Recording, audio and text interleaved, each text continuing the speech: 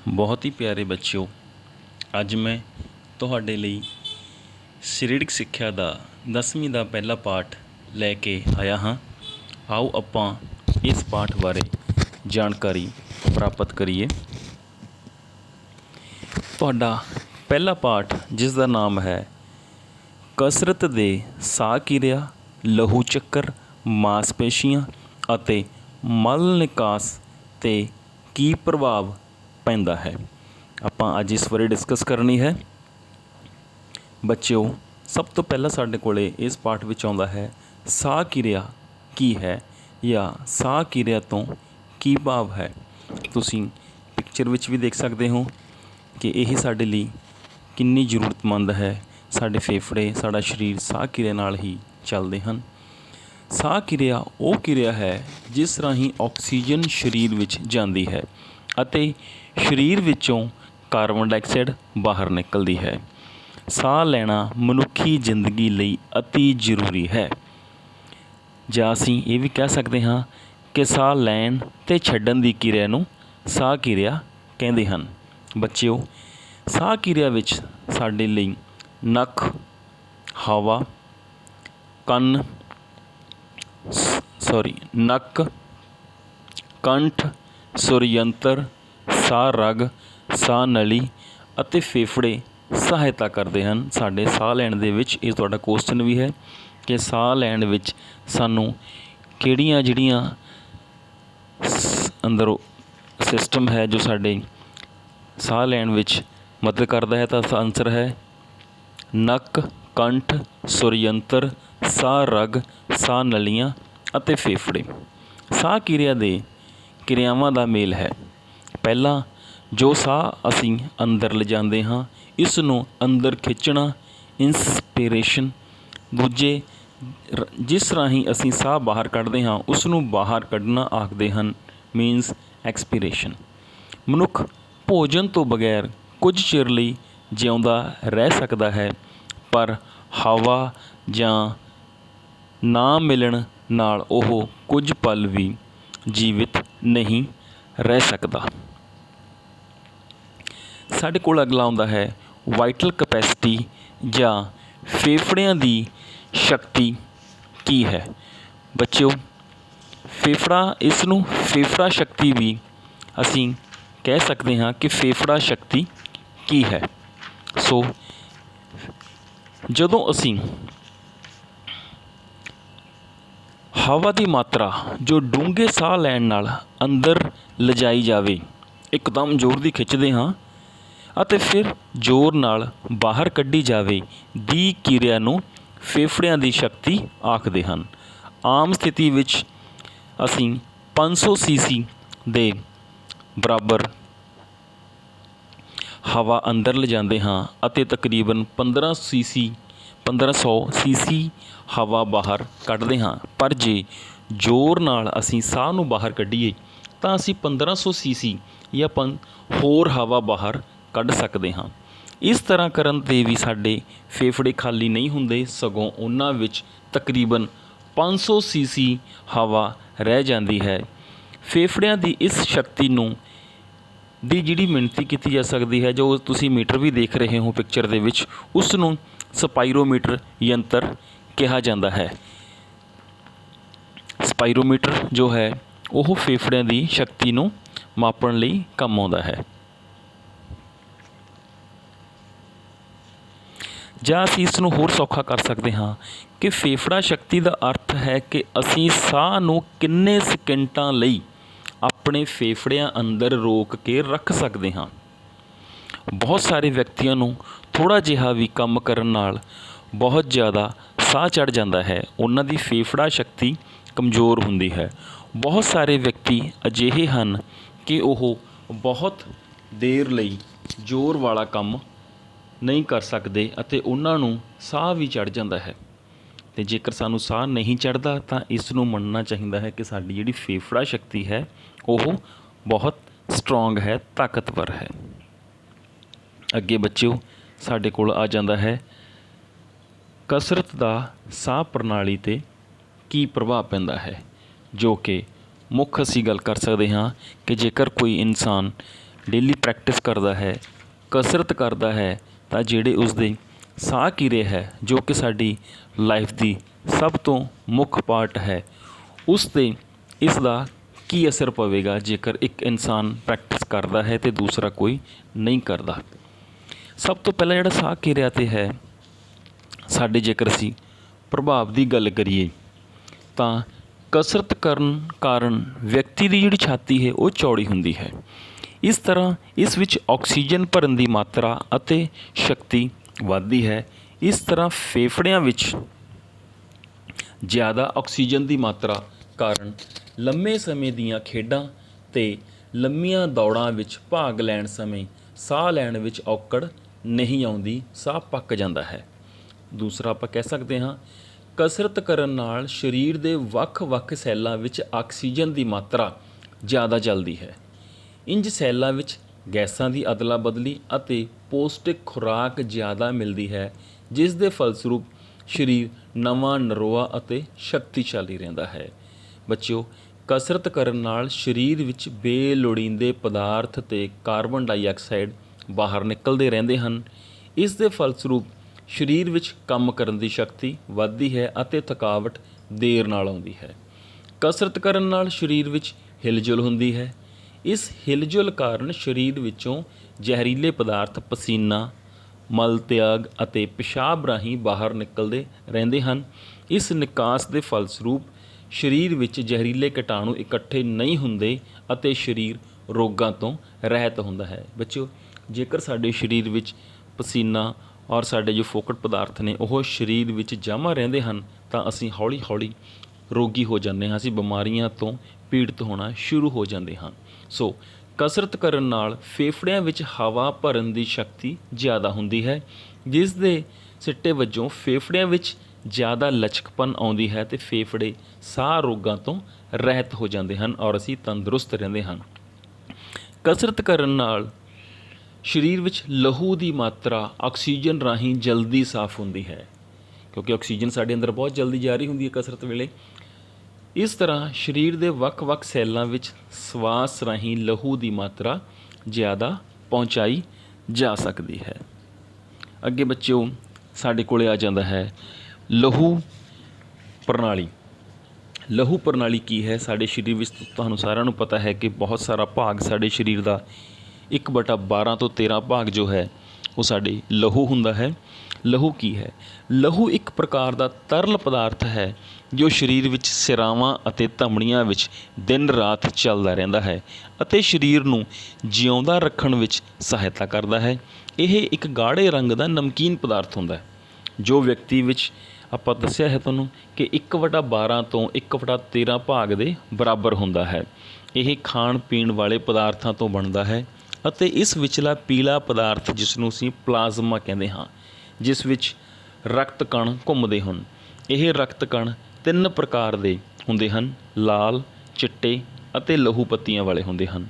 ਸਮੁੱਚੇ ਤੌਰ 'ਤੇ ਲਹੂ ਵਿੱਚ ਜੇਕਰ ਅਸੀਂ ਦੇਖੀਏ ਤਾਂ ਕੀ ਕੁਛ ਹੁੰਦਾ ਹੈ, ਤਾਂ ਲਹੂ ਵਿੱਚ 91% ਪਾਣੀ ਹੁੰਦਾ ਹੈ, 8% ਪ੍ਰੋਟੀਨ ਅਤੇ 1% ਲਹੂ ਵਿੱਚ ਪਲਾਜ਼ਮਾ ਹੁੰਦਾ ਹੈ।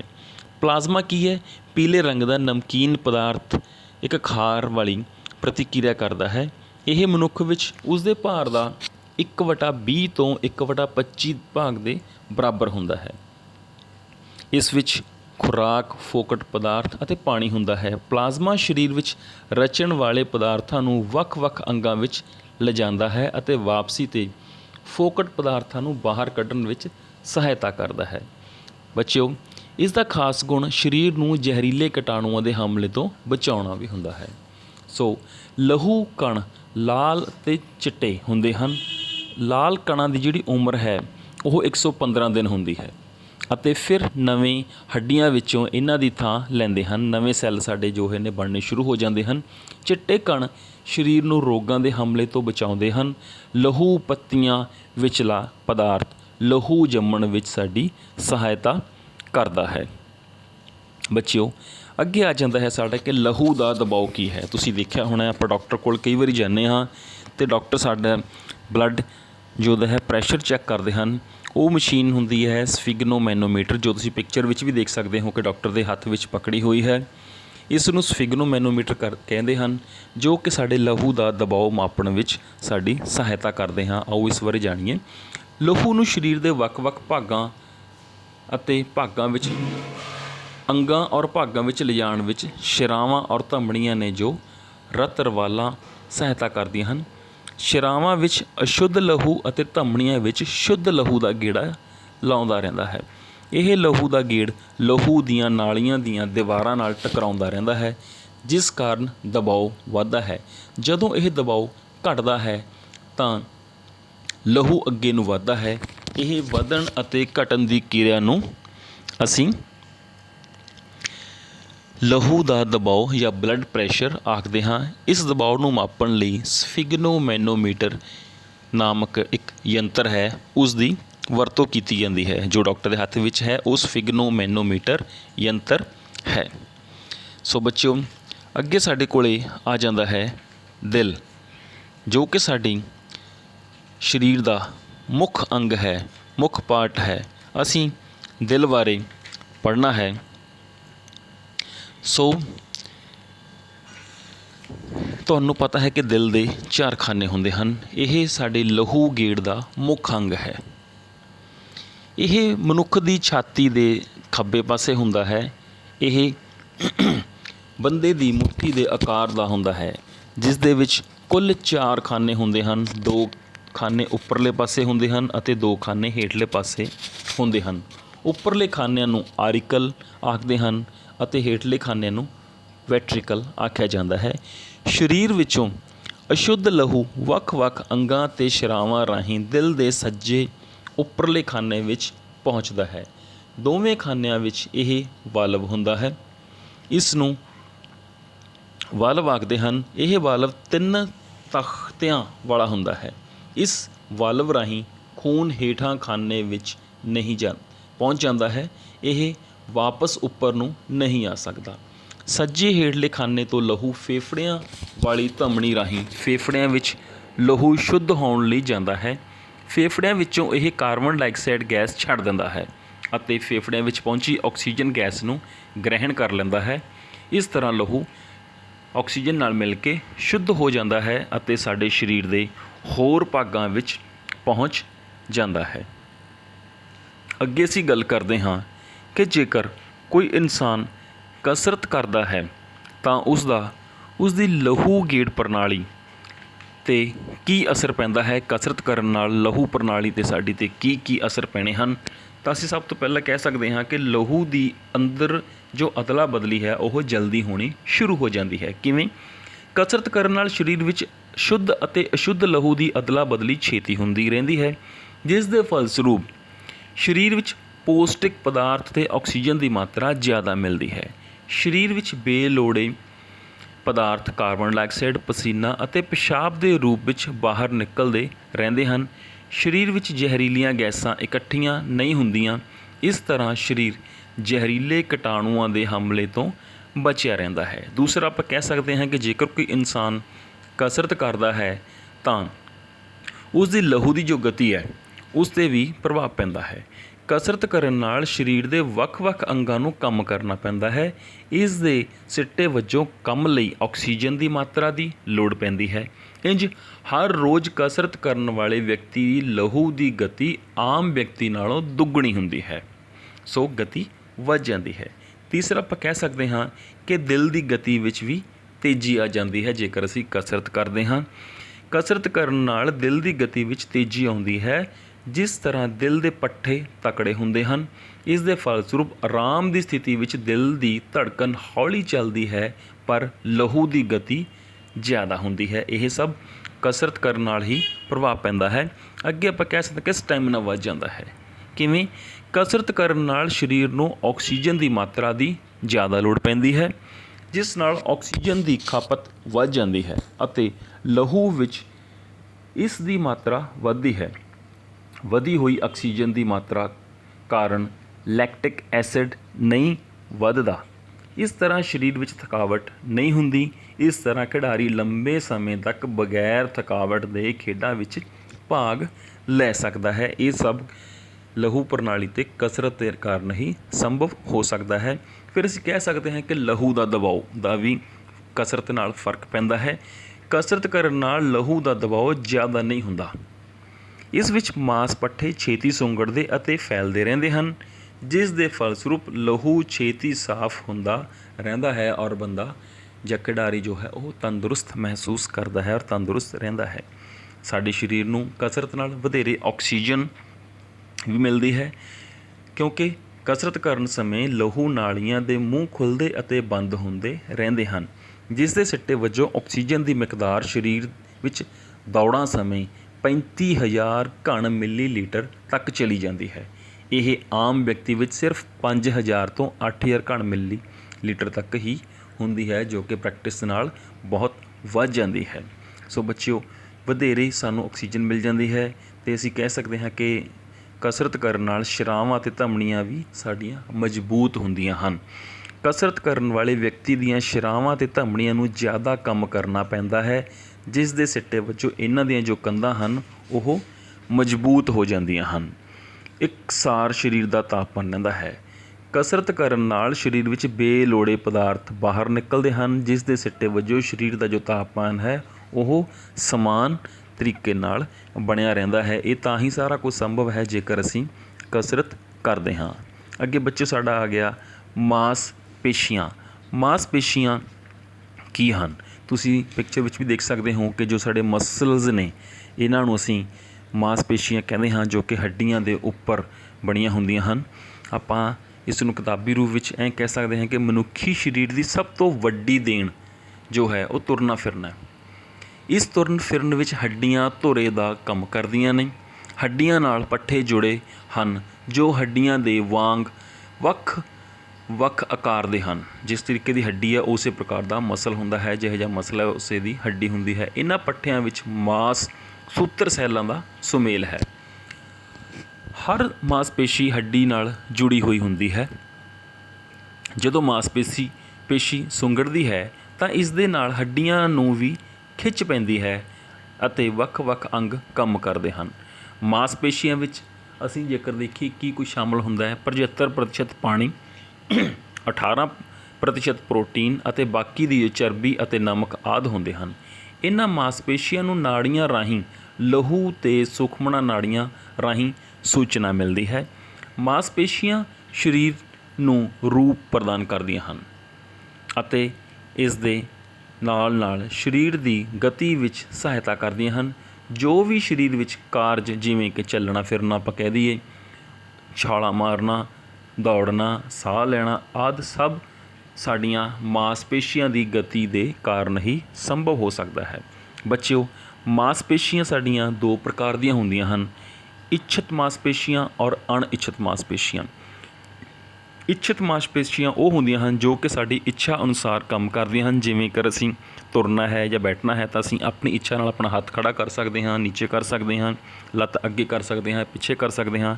ਇਸ ਨੂੰ ਸਾਡੀ ਇੱਛਕ ਮਾਸਪੇਸ਼ੀ ਕਿਹਾ ਜਾਂਦਾ ਹੈ ਕਿ ਜੋ ਸਾਡੀ ਇੱਛਾ ਅਨੁਸਾਰ ਕੰਮ ਕਰਦੀ ਹੈ। ਦੂਸਰੀਆਂ ਮਾਸਪੇਸ਼ੀਆਂ ਅਣਇੱਛਕ ਮਾਸਪੇਸ਼ੀਆਂ ਹੁੰਦੀਆਂ ਨੇ, ਜੋ ਸਾਡੇ ਕਹੇ ਅਨੁਸਾਰ ਕੰਮ ਨਹੀਂ ਕਰਦੀਆਂ, ਸਗੋਂ ਕੁਦਰਤੀ ਤੌਰ 'ਤੇ ਆਪਣੇ ਆਪ ਕੰਮ ਕਰਦੇ ਰਹਿੰਦੀਆਂ ਹਨ। ਜਿਵੇਂ ਕਿ ਸਾਡੀ ਅੱਖ ਦਾ ਝਪਕਣਾ ਜਾਂ ਸਾਡੇ ਇੰਟਰਨਲ ਪਾਰਟਸ ਜੋ ਉਹ ਕੰਮ ਕਰਦੇ ਰਹਿੰਦੇ ਹਨ, ਇਹਨਾਂ ਨੂੰ ਅਸੀਂ ਅਣਇੱਛਕ ਜੋ ਮਾਸਪੇਸ਼ੀਆਂ ਕਹਿ ਸਕਦੇ ਹਾਂ। ਸੋ ਬੱਚਿਓ, ਅਸੀਂ ਜਦੋਂ ਸਾਡੀਆਂ ਮਾਸਪੇਸ਼ੀਆਂ ਸਾਰਾ ਦਿਨ ਕੰਮ ਕਰਦੇ ਰਹਿੰਦੀਆਂ ਹਨ, ਅਸੀਂ ਕੋਈ ਨਾ ਕੋਈ ਐਕਟੀਵਿਟੀ ਕਰਦੇ ਹਾਂ, ਸਾਡੇ ਸਰੀਰ ਵਿੱਚ ਇੱਛਤ ਮਾਸਪੇਸ਼ੀਆਂ ਵੀ ਹਨ, ਅਣਇੱਛਤ ਮਾਸਪੇਸ਼ੀਆਂ ਵੀ ਹਨ। ਇਹਨਾਂ ਇੱਛਤ ਅਤੇ ਅਣਇੱਛਤ ਮਾਸਪੇਸ਼ੀਆਂ ਦੇ ਲਗਾਤਾਰ ਕੰਮ ਕਰਦੇ ਰਹਿਣ ਨਾਲ ਸਾਡੇ ਸਰੀਰ ਨੂੰ ਥਕਾਵਟ ਹੋ ਜਾਂਦੀ ਹੈ, ਅਸੀਂ ਥੱਕ ਜਾਂਦੇ ਹਾਂ। ਪੱਠਿਆਂ ਵਿੱਚ ਥਕਾਵਟ ਕੀ ਹੈ? ਪੱਠਿਆਂ ਵਿਚਲੀ ਕੰਮ ਕਰਨ ਦੀ ਸ਼ਕਤੀ ਦਾ ਘਟ ਜਾਣਾ ਥਕਾਵਟ ਹੈ। ਜਦੋਂ ਸਾਡਾ ਸਰੀਰ ਜਵਾਬ ਦੇ, ਜੇ ਪੱਠੇ ਜਵਾਬ ਦੇ ਦੇਣ ਵੀ ਅਸੀਂ ਕੰਮ ਨਹੀਂ ਕਰ ਸਕਦੇ ਤਾਂ ਅਸੀਂ ਕਹਾਂਗੇ ਸਾਡਾ ਸਰੀਰ ਥਕਾਵਟ ਵਿੱਚ ਆ ਗਿਆ। ਇਹ ਆਮ ਕਰਕੇ ਥਕਾਵਟ ਨੂੰ ਅਸੀਂ ਦੋ ਭਾਗਾਂ ਵਿੱਚ ਵੰਡ ਸਕਦੇ ਹਾਂ। ਇੱਕ ਹੁੰਦੀ ਹੈ ਸਰੀਰਕ ਥਕਾਵਟ, ਦੂਸਰੀ ਹੈ ਮਾਨਸਿਕ ਥਕਾਵਟ। ਸਰੀਰਕ ਥਕਾਵਟ ਸਾਡੀ ਕਿਵੇਂ ਆਉਂਦੀ ਹੈ? ਅਸੀਂ ਜ਼ਿਆਦਾ ਦੇਰ ਤੱਕ ਖੇਡਦੇ ਹਾਂ, ਤੁਰਦੇ ਹਾਂ, ਜ਼ੋਰ ਵਾਲਾ ਕੋਈ ਅਸੀਂ ਕੰਮ ਕਰ ਲਈਏ ਤਾਂ ਇਸ ਦੇ ਨਾਲ ਕੀ ਹੈ, ਸਾਨੂੰ ਥਕਾਵਟ ਹੋ ਸਕਦੀ ਹੈ। ਅਤੇ ਇਹ ਦੂਰ ਕਿਵੇਂ ਕੀਤੀ ਜਾ ਸਕਦੀ ਹੈ? ਅਸੀਂ ਸਰੀਰਕ ਥਕਾਵਟ ਨੂੰ ਅਸੀਂ ਨੀਂਦ ਲੈ ਲਈਏ, ਆਰਾਮ ਕਰ ਲਈਏ ਜਾਂ ਮਾਲਿਸ਼, ਜਾਂ ਫਿਰ ਅਸੀਂ ਮਨੋਰੰਜਕ ਕਿਰਿਆਵਾਂ TV ਵਗੈਰਾ ਦੇਖ ਲਏ ਜਾਂ ਹੋਰ ਕੋਈ ਗਾਣੇ ਸੁਣ ਲਏ। ਇਹਨਾਂ ਕਿਰਿਆਵਾਂ ਦੁਆਰਾ ਅਸੀਂ ਸਰੀਰਕ ਥਕਾਵਟ ਨੂੰ ਦੂਰ ਕਰ ਸਕਦੇ ਹਾਂ। ਅਗਲੀ ਸਾਡੀ ਆਉਂਦੀ ਹੈ ਮਾਨਸਿਕ ਥਕਾਵਟ। ਅਸੀਂ ਜ਼ਿਆਦਾ ਸਮੇਂ ਤੱਕ ਜੇਕਰ ਲਿਖਤ ਪੜ੍ਹਤ ਦਾ ਕੰਮ ਕਰ ਲਈ, ਜਾਂ ਅਸੀਂ ਬਹੁਤ ਸਮੇਂ ਤੱਕ ਪੜ੍ਹੀਏ, ਕੋਈ ਗਿਣਤੀ ਮਿਣਤੀ ਕਰ ਲਈਏ, ਜਾਂ ਜ਼ਿਆਦਾ ਦੇਰ ਤੱਕ ਕੋਈ ਕੰਮ ਕਰਕੇ ਬੈਠੇ ਹੋਈਏ, ਤਾਂ ਸਾਨੂੰ ਕੀ ਹੈ, ਥਕਾਵਟ ਹੋ ਜਾਂਦੀ ਹੈ। ਤੁਸੀਂ ਪਿਕਚਰ ਵਿੱਚ ਵੀ ਦੇਖ ਸਕਦੇ ਹੋ ਕਿ ਬੱਚੇ ਪੜ੍ਹ ਰਹੇ ਸੀ ਔਰ ਜ਼ਿਆਦਾ ਸਮਾਂ ਪੜ੍ਹਨ ਦੇ ਕਰਕੇ ਉਹਨਾਂ ਨੂੰ ਥਕਾਵਟ ਮਹਿਸੂਸ ਹੋਣ ਲੱਗ ਪਈ। ਇਸ ਥਕਾਵਟ ਨੂੰ ਵੀ ਅਸੀਂ ਕਿਵੇਂ ਦੂਰ ਕਰ ਸਕਦੇ ਹਾਂ? ਸੈਰ ਕਰਕੇ, ਜਾਂ ਅਸੀਂ ਸੌਂ ਕੇ, ਜਾਂ ਮਨੋਰੰਜਕ ਕਿਰਿਆਵਾਂ TV ਦੇਖ ਲਏ, ਗਾਣੇ ਸੁਣ ਲਏ, ਅਤੇ ਕਸਰਤਾਂ ਨਾਲ ਵੀ ਅਸੀਂ ਜੋ ਇਹ ਥਕਾਵਟ ਹੈ ਉਹ ਆਪਣੀ ਦੂਰ ਕਰ ਸਕਦੇ ਹਾਂ। ਅਗਲਾ ਬੱਚੇ ਉਹ ਆ ਗਿਆ ਕਿ ਸਾਡੀਆਂ ਮਾਸਪੇਸ਼ੀਆਂ ਜੋ ਥੱਕ ਜਾਂਦੀਆਂ ਹਨ ਜਾਂ ਸਾਰਾ ਦਿਨ ਕੰਮ ਕਰਦੀਆਂ ਹਨ, ਥਕਾਵਟ ਮਹਿਸੂਸ ਕਰਦੀਆਂ ਹਨ, ਇਹਨਾਂ ਨੂੰ ਅਸੀਂ ਕਿਵੇਂ, ਇਹਨਾਂ ਦੀ ਕਸਰਤ ਜੇਕਰ ਅਸੀਂ ਕਰੀਏ ਤਾਂ ਸਾਡੇ ਸਰੀਰ 'ਤੇ ਇਸ ਦਾ ਕੀ ਪ੍ਰਭਾਵ ਪੈਂਦਾ ਹੈ? ਕਸਰਤ ਕਰਨ ਦੇ ਪ੍ਰਭਾਵ। ਕਸਰਤ ਕਰਨ ਨਾਲ ਮਾਸਪੱਠੇ ਜ਼ਿਆਦਾ ਕੰਮ ਕਰਦੇ ਹਨ। ਇਹਨਾਂ ਨੂੰ ਆਕਸੀਜਨ ਰਾਹੀਂ ਜ਼ਿਆਦਾ ਪੌਸ਼ਟਿਕ ਖੁਰਾਕ ਮਿਲਦੀ ਰਹਿੰਦੀ ਹੈ, ਜਿਸ ਦੇ ਸਿੱਟੇ ਵਜੋਂ ਇਹ ਭਾਰੇ ਹੁੰਦੇ ਹਨ, ਸਟਰੋਂਗ ਹੋ ਜਾਂਦੇ ਹਨ, ਜਿਵੇਂ ਕਿ ਤੁਸੀਂ ਇਸ ਪਿਕਚਰ ਵਿੱਚ ਵੀ ਦੇਖ ਸਕਦੇ ਹੋ। ਇਹਨਾਂ ਵਿਚਲੇ ਰੇਸ਼ਿਆਂ ਦੀ ਤਣੀਆਂ ਮੋਟੀਆਂ ਅਤੇ ਲੰਮੀਆਂ ਹੁੰਦੀਆਂ ਹਨ। ਹਰ ਰੋਜ਼ ਕਸਰਤ ਕਰਨ ਵਾਲੇ ਵਿਅਕਤੀ ਦੇ ਪੱਠਿਆਂ ਵਿੱਚ ਕੰਮ ਕਰਨ ਦੀ ਜ਼ਿਆਦਾ ਤਾਲਮੇਲ ਵੱਧ ਜਾਂਦਾ ਹੈ। ਪੱਠਿਆਂ ਵਿੱਚ ਕਸਰਤ ਕਰਨ ਕਾਰਨ ਤਾਕਤ ਆਉਂਦੀ ਹੈ, ਜਿਸ ਦੇ ਸਿੱਟੇ ਵਜੋਂ ਲੰਮੇ ਸਮੇਂ ਤੱਕ ਕੰਮ ਕਰਨ ਨਾਲ ਥਕਾਵਟ ਮਹਿਸੂਸ ਨਹੀਂ ਹੁੰਦੀ, ਜੋ ਕਿ ਅਸੀਂ ਪਹਿਲਾਂ ਕਿਹਾ ਵੀ ਪੱਠਿਆਂ ਵਿੱਚ ਥਕਾਵਟ ਆ ਜਾਂਦੀ ਹੈ। ਕਸਰਤ ਕਰਨ ਨਾਲ ਪੱਠਿਆਂ ਨੂੰ ਜ਼ਿਆਦਾ ਕੰਮ ਕਰਨਾ ਪੈਂਦਾ ਹੈ, ਕਿਉਂਕਿ ਬਾਡੀ ਹੈਬਚੁਅਲ ਹੋ ਜਾਂਦੀ ਹੈ। ਇਸ ਲਈ ਵੱਧ ਕੰਮ ਕਰਨ ਕਾਰਨ ਆਕਸੀਜਨ ਦੀ ਖਪਤ ਵੀ ਜ਼ਿਆਦਾ ਹੁੰਦੀ ਹੈ। ਇਉਂ ਪੱਠਿਆਂ ਵਿੱਚ ਤੇਜ਼ੀ ਨਾਲ ਲਹੂ ਪਹੁੰਚਦਾ ਰਹਿੰਦਾ ਹੈ। ਕਸਰਤ ਕਰਨ ਨਾਲ ਸਰੀਰ ਵਿੱਚ ਹਿਲਜੁਲ ਹੁੰਦੀ ਰਹਿੰਦੀ ਹੈ। ਇਸ ਹਿਲਜੁਲ ਸਦਕਾ ਪੱਠਿਆਂ ਨੂੰ ਆਕਸੀਜਨ ਮਿਲਦੀ ਹੈ ਅਤੇ ਸਰੀਰ ਵਿੱਚੋਂ ਬੇਲੋੜੇ ਪਦਾਰਥ ਬਾਹਰ ਨਿਕਲਦੇ ਹਨ। ਇਉਂ ਸਰੀਰ ਦਾ ਤਾਪਮਾਨ ਇਕਸਾਰ ਰਹਿੰਦਾ ਹੈ। ਕਸਰਤ ਕਾਰਨ ਪੱਠਿਆਂ ਨੂੰ ਪੌਸ਼ਟਿਕ ਖੁਰਾਕ ਦੇ ਰੂਪ ਵਿੱਚ ਜ਼ਿਆਦਾ ਰਸਾਇਣਿਕ ਪਦਾਰਥ ਜਿਵੇਂ ਕਿ ਗਲਾਈਕੋਜਨ, ਫਾਸਫੋਕਰਾਟੀਨ ਅਤੇ ਪੋਟਾਸ਼ੀਅਮ ਮਿਲਦੇ ਰਹਿੰਦੇ ਹਨ। ਇਹਨਾਂ ਰਸਾਇਣਿਕ ਪਦਾਰਥਾਂ ਕਾਰਨ ਲਹੂ ਦੀ ਗਤੀ ਵਿੱਚ ਵਾਧਾ ਹੁੰਦਾ ਹੈ। ਸੋ ਕਸਰਤ ਕਰਨ ਨਾਲ ਮਾਸਪੇਸ਼ੀਆਂ ਵਿੱਚ ਤੇਜ਼ੀ ਅਤੇ ਲਚਕ ਆਉਂਦੀ ਹੈ, ਜਿਸ ਦੇ ਸਿੱਟੇ ਵਜੋਂ ਸਰੀਰ ਸਾਡਾ ਜੋ ਹੈ ਸੁਡੌਲ, ਨਰੋਆ ਅਤੇ ਲਚਕੀਲਾ ਹੁੰਦਾ ਹੈ। ਇਸ ਲਚਕ ਅਤੇ ਤੇਜ਼ੀ ਦੇ ਸਿੱਟੇ ਵਜੋਂ ਸਰੀਰ ਵਿੱਚ ਕਿਰਿਆਵਾਂ ਵਿੱਚ ਸੰਤੁਲਨ ਅਤੇ ਜ਼ਿਆਦਾ ਵਾਧਾ ਰਹਿੰਦਾ ਹੈ। ਜਿਵੇਂ ਕਿ ਤੁਸੀਂ ਪਿਕਚਰ ਵਿੱਚ ਵੀ ਦੇਖ ਸਕਦੇ ਹੋ, ਕਸਰਤ ਵਾਲਾ ਵਿਅਕਤੀ ਹੈ ਜੋ ਪੂਰਾ ਤੰਦਰੁਸਤ ਔਰ ਸੁਡੌਲ ਦਿਖਾਈ ਦੇ ਰਿਹਾ ਹੈ। ਇਹ ਕਸਰਤ ਦਾ ਹੀ ਪ੍ਰਭਾਵ ਹੈ। ਸੋ ਅਗਲੀ ਸਾਡੀ ਜੋ ਪ੍ਰਣਾਲੀ ਹੈ ਉਹ ਮਲ ਨਿਕਾਸ ਪ੍ਰਣਾਲੀ ਹੈ। ਅਸੀਂ ਇਸ 'ਤੇ ਵਿਚਾਰ ਕਰਨਾ ਹੈ। ਮਲ ਨਿਕਾਸ ਪ੍ਰਣਾਲੀ ਕੀ ਹੈ? ਸਰੀਰ ਦਾ ਉਹ ਪ੍ਰਬੰਧ ਜਿਸ ਵਿੱਚ ਸਰੀਰ ਵਿੱਚੋਂ ਬੇਲੋੜੇ ਅਤੇ ਹਾਨੀਕਾਰਕ ਪਦਾਰਥ ਬਾਹਰ ਕੱਢਣ ਵਿੱਚ ਸਹਾਇਤਾ ਮਿਲਦੀ ਹੈ। ਇਹ ਹਾਨੀਕਾਰਕ ਅਤੇ ਬੇਲੋੜੇ ਪਦਾਰਥ ਜੋ ਸਰੀਰ ਵਿਚਲੀ ਤੋੜ ਫੋੜ ਕਾਰਨ ਉਤਪੰਨ ਹੁੰਦੇ ਹਨ। ਜੇ ਸਰੀਰ ਵਿੱਚ ਇਹ ਪਦਾਰਥ ਜੋ ਰਹਿ ਜਾਣ ਤਾਂ ਸਾਨੂੰ ਕਈ ਪ੍ਰਕਾਰ ਦੇ ਰੋਗਾਂ ਦਾ ਕਾਰਨ ਬਣ ਸਕਦੇ ਹਨ। ਇਹਨਾਂ ਪਦਾਰਥਾਂ ਨੂੰ ਫੇਫੜਿਆਂ, ਗੁਰਦਿਆਂ, ਚਮੜੀ ਅਤੇ ਆਂਤੜੀਆਂ ਰਾਹੀਂ ਬਾਹਰ ਕੱਢਿਆ ਜਾਂਦਾ ਹੈ। ਇਹ ਬੇਲੋੜੇ ਪਦਾਰਥ ਮੁੱਖ ਤੌਰ 'ਤੇ ਯੂਰੀਆ, ਕਾਰਬਨ ਡਾਈਆਕਸਾਈਡ, ਪਸੀਨਾ ਅਤੇ ਪਾਣੀ ਹੁੰਦੇ ਹਨ। ਇਸ ਨੂੰ ਦੋ ਤਰੀਕੇ ਨਾਲ ਸਾਡੀ ਬਾਡੀ ਵਿੱਚੋਂ ਬਾਹਰ ਕੱਢਿਆ ਜਾ ਸਕਦਾ ਹੈ। ਨੰਬਰ 1 ਹੈ ਚਮੜੀ ਔਰ ਦੂਸਰਾ ਸਾਡੇ ਗੁਰਦੇ ਨੇ। ਚਮੜੀ ਜੋ ਹੈ ਇਹ ਸਰੀਰ ਨੂੰ ਢੱਕਣ ਲਈ ਪਰਦਾ ਹੈ, ਜੋ ਅੰਦਰਲੀਆਂ ਮਾਸਪੇਸ਼ੀਆਂ ਅਤੇ ਅੰਗਾਂ ਨੂੰ ਢੱਕ ਕੇ ਰੱਖਦਾ ਹੈ। ਇਹ ਦੋ ਪ੍ਰਕਾਰ ਦੀ ਹੁੰਦੀ ਹੈ, ਉੱਪਰਲੀ ਅਤੇ ਅੰਦਰਲੀ ਚਮੜੀ। ਉੱਪਰਲੀ ਜੋ ਸਖਤ ਅਤੇ ਨਰਮ ਹੈ, ਇਸ ਵਿੱਚ ਛੋਟੇ ਛੋਟੇ ਮੁਸਾਮ ਜਾਂ ਗਲੀਆਂ ਆਪਾਂ ਕਹਿ ਸਕਦੇ ਹਾਂ ਹੁੰਦੇ ਹਨ, ਜਿਨ੍ਹਾਂ ਰਾਹੀਂ ਪਸੀਨਾ ਸਰੀਰ ਵਿੱਚੋਂ ਬਾਹਰ ਨਿਕਲਦਾ ਹੈ। ਹੇਠਲੀ ਜੋ ਚਮੜੀ ਹੈ ਉਹ ਬੰਧਕ ਤੰਤੂਆਂ ਦੀ ਬਣੀ ਹੁੰਦੀ ਹੈ। ਤੁਸੀਂ ਪਿਕਚਰ ਵਿੱਚ ਵੀ ਦੇਖ ਸਕਦੇ ਹੋ।